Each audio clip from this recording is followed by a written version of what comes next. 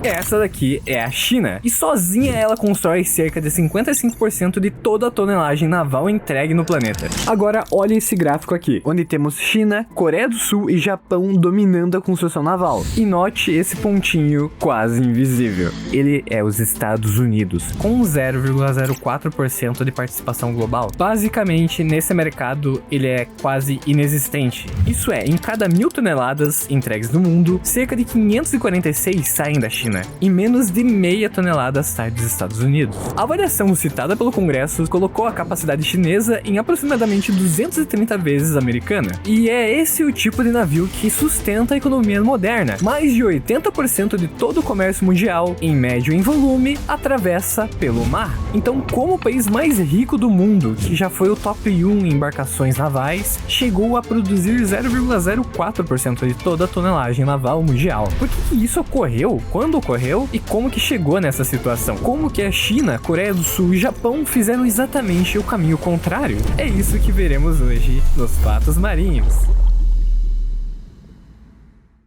A resposta ela não cabe em uma lei só, em um único presidente ou uma mão de obra barata. O auge americano foi durante a Segunda Guerra Mundial. Foi uma mobilização de emergência financiada só para vencer a guerra, não uma indústria comercial preparada para vender durante décadas. Com a finalização da guerra, os pedidos sumiram e os custos reapareceram. E tá aí o problema. Enquanto isso, Japão, Coreia e China transformaram em crédito e tecnologia. No fim de 2022, os estaleiros chineses tinham 1.794 grandes navios oceânicos encomendados. Os americanos tinham apenas 5. E essa diferença ela não só aparece na quantidade. Por exemplo, um navio petroleiro, para você ter uma ideia, médio, custa estimado entre 42 milhões de dólares e 52 milhões. E no exterior, ele pode custar cerca de 200 milhões de dólares a 250 milhões, quando construído nos Estados Unidos. Essa diferença ela é muito mais do que absurda. Antes mesmo de um navio entrar no oceano, o navio americano ele pode nascer com uma conta quase 5 vezes maior. Os Estados Unidos ainda constroem submarinos, porta-aviões, rebocadores, balsas e embarcações menores. O que desapareceu mesmo foi a produção em série de grandes navios comerciais, que são capazes de disputar o preço, economia e prazo no mercado mundial. Para nós entendermos isso, temos que voltar em 1940, na margem no nordeste da Baía de São Francisco. Diante do acesso da Golden Gate fica Richmond. Ali havia um terminal ferroviário e um espaço para erguer 4 estaleiros Kaiser, quase do zero. No pico, esse complexo ele chegou a empregar 90 mil pessoas. Delas, mulheres, trabalhadores negros vindos do sul e gente sem experiência naval. Eles entravam em turnos contínuos para montar cascos destinados à marinha e à frota mercante. Agora, em 1943, os estaleiros contratados pela US Maritime Commission concluíram 1949 embarcações. Deles, 1.232 Liberty Ships e 717 navios de outros tipos. Isso equivale mais de 5 por dia e a 19,27 milhões de toneladas de porte bruto em um único ano. Entre 1939 e 1945, o programa inteiro chegou a construir 5.171 navios, com mais 2.000 toneladas brutas. Só os 4 estaleiros em Richmond entregaram 747 navios durante a Segunda Guerra. Como que isso era possível? O navio ele deixava de ser construído peça por peça no mesmo lugar. As fábricas elas eram espalhadas e cada uma produzia um único componente. As áreas de pré-montagem uniam grandes sanções. Os guindastes levavam os blocos e a soldagem substituía grande parte da rebitagem. A tarefa que antes era complexa era dividida em trabalhos repetíveis, que novos trabalhadores com toda certeza aprendiam rapidamente. Basicamente, o estaleiro ele começava a funcionar mais como uma linha de montagem, mais ou menos como a Ford hoje em dia. E o exemplo mais famoso disso foi o Liberty Ship SS Robert E. Peary, montado da quilha ao lançamento em 4 dias e pouco mais de 15 horas. Isso é extraordinário para um navio desse tamanho. Não foram 8 horas, como muitas publicações apresentam hoje em dia. Aquilo lá foi uma competição publicitária que era preparada com blocos e materiais antecipadamente. Mesmo assim, em 1944, o tempo normal de uma montagem no Liberty Ship em Richmond já havia caído para pouco mais de 2 semanas. O recorde ele era uma exceção. O sistema industrial por trás dele era real. Mesmo no pico, o volume não era sinônimo de eficiência. Um Liberty Ship americano ainda podia consumir mais horas de trabalho equivalente a um britânico. A vantagem vinha da escala, da padronização, dinheiro público e mobilização total. Durante a guerra, o governo não perguntava aos engenheiros navais se cada casco que eles faziam daria mais lucro durante 20 anos. Ele pagava só para colocar os navios na água imediatamente quando desse tempo. A cada navio que era lançado, ele já ia pra água. Quando a guerra acabou, surgiu um problema inverso: navios demais e pedidos de menos. Milhares de embarcações quase foram vendidas como excedente. Novos pedidos evaporaram e os estaleiros fecharam. Um navio novo americano teria de competir não apenas com os outros países, mas com si próprio, com a própria frota americana sendo liquidada a preço do saldo. Eles não estavam ganhando basicamente nada em cima. Mas essa explicação abre uma pergunta ainda maior. Se a paz matou pedidos americanos, como que o Japão, que foi um país derrotado pelos Estados Unidos, bombardeado e com a economia extremamente destruída, se tornou o maior construtor de navios em pouco mais de 10 anos depois? A resposta é que o declínio dos Estados Unidos começou antes da China e foi ficando mais caro a cada década. A história começa entre 1840, quando a madeira abundante e a tradição naval fizeram dos Estados Unidos um líder dos veleiros, um navio da época. Então, o futuro mudou pro ferro, aço e pro vapor. E a Grã-Bretanha já dominava metal e motores. E aí é que tá. Os americanos continuaram aperfeiçoando a madeira e a vela. E em 1905, 73% dos navios americanos no comércio exterior usavam vela, contra menos de 20% dos britânicos. Os Estados Unidos estavam usando tecnologia antiga, enquanto países como Grã-Bretanha estavam usando tecnologia nova e moderna. Na virada do século, navios americanos carregavam só 8% do todo o comércio exterior do país. A perda de competitividade começou muito antes da China. A reação política deles foi proteger o mercado doméstico. Regras de cabotagem, reforças pela Lei Jones de 1920, exigiam que gere cargas de pontos americanos que usem navios construídos, registrados e possuídos americanos. Eles eram forçados a usar aquele tipo de tecnologia para a época. Isso garantiu pedidos e possivelmente impediu o desaparecimento total, mas também criou um mercado cativo. Como o comprador doméstico não podia simplesmente encomendar um navio mais barato da Coreia ou do Japão, parte do custo elevado podia ser passada sem que o estaleiro precisasse vencer uma concorrência mundial. Ele não precisava vencer algum país. A lei virou um suporte de vida e não aumentou a competitividade. A sudeste de Hiroshima, diante do mar interior de Seto, fica Kuri. O arsenal que construiu Yamato sofreu ataques, mas parte da infraestrutura e conhecimento dos seus engenheiros sobreviveu. Em 1952, a americana National Bulk Carriers arredondou o estaleiro de Kuri, de linha de montagem e pré-fabricação de grandes seções. O Japão combinou essas técnicas com desenhos detalhados, controle de qualidade e crédito estatal. Ele não apenas copiou, ele melhorou e repetiu. Entre 1951 e 1961, a empresa lançou 52 navios ali, enquanto os gerentes japoneses estudavam o processo. Em 1956, o Japão ultrapassou o Reino Unido. A tecnologia que os Estados Unidos perdeu reapareceu no outro lado do Pacífico como vantagem comercial. Em Ulsan, na Coreia do Sul, a Hyundai começou em março de 1972 a construir um estaleiro numa praia quase vazia, depois de vender 2 petroleiros gigantes, antes mesmo de ter fabricados eles. Governo, crédito, treinamento britânico e técnicas japonesas financiaram o salto, muito enorme para a época. Por volta de 2000, a Coreia ultrapassou o Japão. A China ampliou o modelo com joint ventures, bancos estatais, demanda doméstica e estaleiros comerciais e militares. Uma estimativa conservadora do Centro de Estudos Estratégicos Internacionais calculou que cerca de 132 bilhões de dólares em apoio estatal chinês à navegação e construção naval entre 2010 e 2018, principalmente por financiamento de bancos estatais. Em 2024, a China, Coreia do Sul e Japão somaram 95,15% da tonelagem bruta construída. Isso é uma fábrica de dinheiro paciente. É uma automação que fornece os próximos pedidos contínuos, formando um ciclo que se fortalece sozinho. Eles vão construindo barcos e barcos e barcos. O declínio americano não foi uma linha reta, muito pelo contrário. A Lei da Marinha de 1970 financiou uma tentativa de modernização por pouco tempo. Os Estados Unidos voltaram ao segundo lugar mundial. O mecanismo ele era direto, o governo podia pegar parte dessa diferença entre o preço do estaleiro americano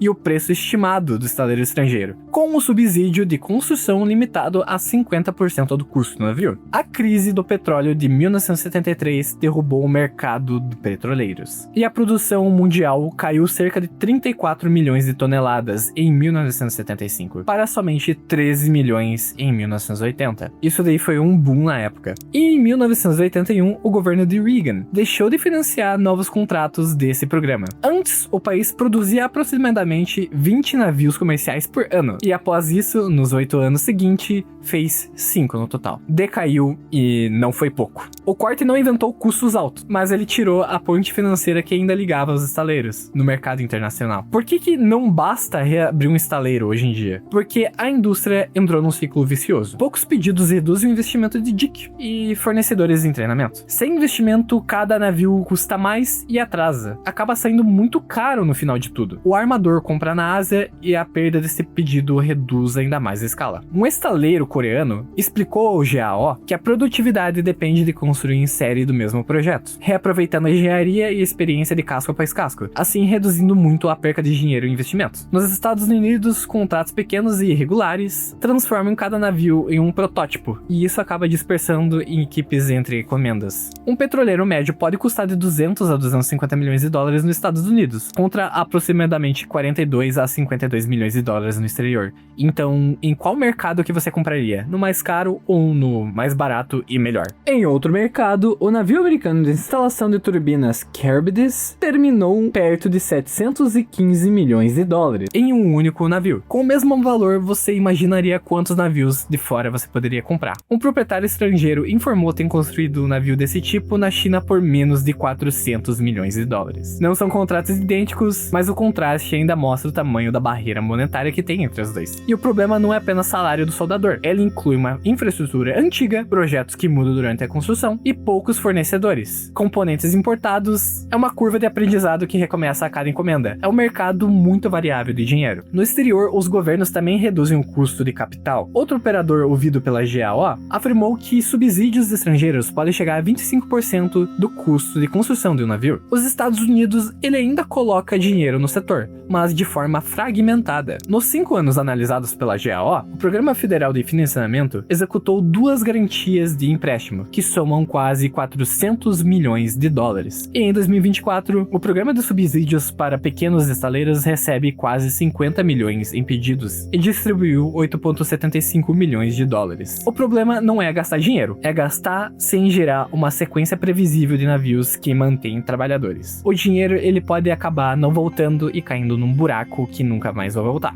E em 2024, o sul-coreano Hanwha comprou o Philly Shipyard por 100 milhões de dólares, um preço ainda muito aceitável. Em 2025, anunciou um plano de 5 bilhões de dólares para instalar novos 2 diques, 3 cais e tecnologia no estaleiro inteligente. A meta deles é sair de menos de 2 navios por ano para até 20. A empresa também encomendou 10 petroleiros médios, com a primeira entrega prevista para 2029. 5 bilhões de dólares parece muito, e é. Mas esse dinheiro não compra instantaneamente a experiência acumulada por milhões de cascos. Sair de 0,04% de pedidos exige anos, que é o caso dos Estados Unidos agora, com fornecedores para capacitar tudo isso sobreviver. O governo americano também lançou um plano para ampliar estaleiros, portos e trabalhadores, mas o anúncio não é navio. A ironia perfeita é que, em 1952, uma empresa americana levou a construção por grandes blocos para Kure. Hoje, a empresa coreana tenta levar técnicas do estaleiro inteligente de volta para Filadélfia. Mas a pergunta ainda fica, por que os Estados Unidos pararam de fazer navios? Se você entender bem, você pode dizer que os Estados Unidos parou de construir navios por conta que a guerra acabou. Os excedentes pararam de ser produzidos. E se você for ver, eles têm navios até demais. Mas ainda levanta outra dúvida, porque o Japão, Coreia do Sul e China financiaram clusters e repetiram projetos até cada navio ficar mais barato. E porque o fim dos subsídios, em 1981, acelerou a decadência antiga. Os Estados Unidos perderam a capacidade de produzir navios comerciais em quantidade, por um prazo e preço competitivo. Não é vantajoso para você como cliente comprar lá, e sim por um mercado mais barato, como a China, Japão e Coreia, que oferecem muito mais qualidade, velocidade e tecnologia, por um preço muito mais acessível. O país que concluiu 1949 embarcações em 1943, agora planeja planeja gastar 5 bilhões de dólares para tentar levar um estaleiro a 20 navios por ano. O mar, ele não recompensa quem inventou a técnica primeira, como os veleiros ou qualquer coisa do tipo. A recompensa para essas empresas é de quem consegue repeti-la milhares de vezes. Enquanto os Estados Unidos tentam reconstruir todo esse ecossistema, a Ásia continua construindo há muitos anos. E isso levanta uma questão: será que vai continuar nesse estado até uma terceira guerra mundial? Ou o país mais rico do mundo não vai mais construir em massa os navios que movem a economia global? Eu peço encarecidamente que você se inscreva e deixe o like, então venha junto fazer parte dessa comunidade. Agradeço você, te espero no próximo.